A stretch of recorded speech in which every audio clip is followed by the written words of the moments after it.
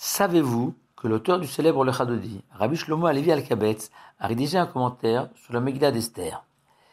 En effet, notre parashat Tetzavé est placé à l'ombre de la fête de Purim, qui débutera à l'issue du jour sacré.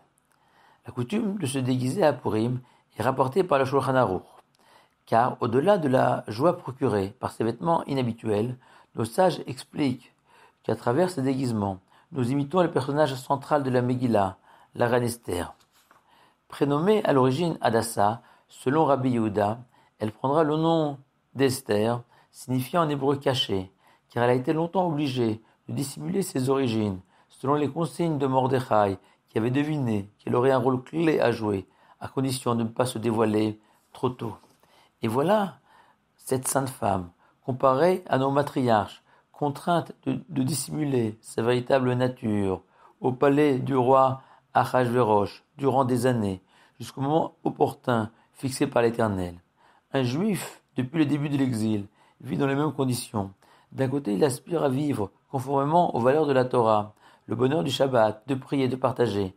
Mais les soucis du quotidien, l'assimilation et parfois le danger physique aussi, l'empêchent de s'épanouir et le conduisent à oublier, voire ignorer son identité.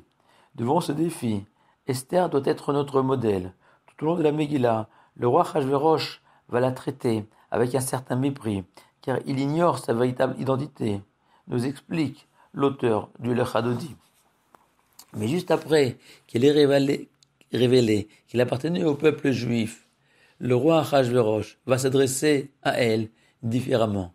En effet, au 7e chapitre, au verset 5, il est écrit « Le roi Achashverosh a dit, et il a dit à la reine Esther ». L'auteur du Lecha Dodi explique cette répétition ainsi. Au début, le roi a voulu lui parler comme d'habitude, sur un ton hautain. Puis il a pris conscience qu'il avait en face de lui une descendante de la famille royale. Il a alors pris un ton digne d'une reine. Dévoiler la reine qui sommeille en nous, notre âme. Voilà tout le défi de la fête de Purim.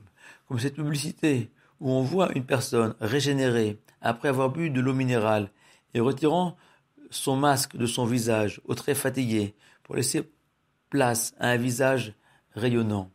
L'homme a l'obligation à Purim de boire plus que de coutume, car le vin participe aussi au dévoilement. En effet, le Talmud enseigne que lorsque le vin rentre, le secret sort, notre âme juive se dévoile.